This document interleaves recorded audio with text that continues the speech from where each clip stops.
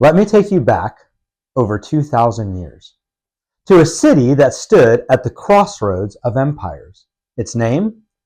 Thessalonica. Now, some cities survived by luck, others by sheer power. Thessalonica had both. It sat on the Aegean Sea, welcoming ships from all around the Mediterranean. But it wasn't just the sea, it had another secret: a road. One of the most important highways in the Roman world, the Egnatian Way. This stone-paved superhighway ran east to west, connecting Italy to the far reaches of Asia, and right through the middle of Thessalonica. Now imagine it, caravans rumbling in, Roman legions marching through, ideas spreading faster than ever before. Two massive arches mark the city's boundaries: the Vardar Gate in the west and the Arch of Galerius in the east. Passing through them was entering the main artery of the empire. But the story of Thessalonica begins much earlier. Around 315 BC, the Macedonian general Cassander founded the city. And here's where it gets personal. Cassander named it for his wife, Thessalonike, who just so happened to be the daughter of Philip II and the stepsister of Alexander the Great. And its first citizens? Refugees. Survivors from conquered towns gathered together into something new. A city born from conflict, stitched together out of desperation. Now, fast forward to 167 BC and Rome steps in. Macedonia is split into 4 districts, and Thessalonica becomes the capital of the second one. Its weight only grows under Roman hands. And when Julius Caesar and Pompey's power struggle erupts, Thessalonica chooses wisely. They back Antony and Octavian, and for their loyalty, they get something rare: the status of free city. Now, here's why that matters. A free city could govern itself. No heavy boots of Roman soldiers patrolling the streets. No governor micromanaging. Local leadership. And those leaders, they carried a title found almost nowhere else: politarchs.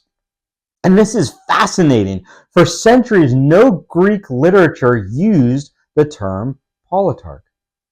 Critics smiled smugly when Luke in Acts 17 used it to describe Thessalonica's leaders. So you see, mistake, scripture can't be trusted. Except archaeologists later uncovered inscriptions, including one on the Vardar Gate itself, using the very word politarch.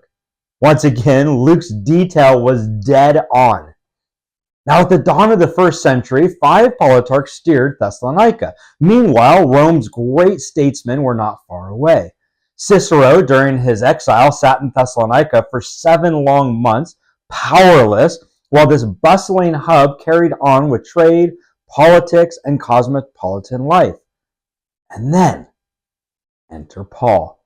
In his second missionary journey, by now he has already crossed into Macedonia, guided by a midnight vision. Remember, not long before at Philippi, he was beaten and thrown in prison. Roman authority pressed down hard, and yet with bruises still healing, he moves on to Thessalonica. Picture it. It's Sabbath. Paul walks into the synagogue. He doesn't shout. He reasons. He lays out step by step from the scriptures that Jesus is the Christ. And it works. Some Jews believe, not only them, Gentile God-fearers, those gathered on the edges of the synagogues, hungry for the truth, and a good number of prominent women join him as well. The fledgling congregation is born. But in Thessalonica, truth cuts deep. Jealousy spreads. A group of Jews, stung by Paul's success, stir up the rough crowd. The kind of men who linger in marketplaces. They form a mob. Chaos surges through the streets, straight to the house of Jason, where Paul is staying. Paul isn't there. So they drag Jason himself before the politarchs, along with some other believers. The charge? Treason. That Paul is preaching another king, a man called Jesus. You can feel the tension. Rome tolerated many things, but not rivals to Caesar. That very night, Paul flees under cover of darkness. He slips away to Berea. But even there, Thessalonica's fury doesn't rest. They chase him down, stirring the city against him once again. Thessalonica had heard the gospel, and its enemies were not about to let the message spread uncontested. From Corinth, Paul writes back to them, not once, but twice, what we know today as 1st and 2nd Thessalonians.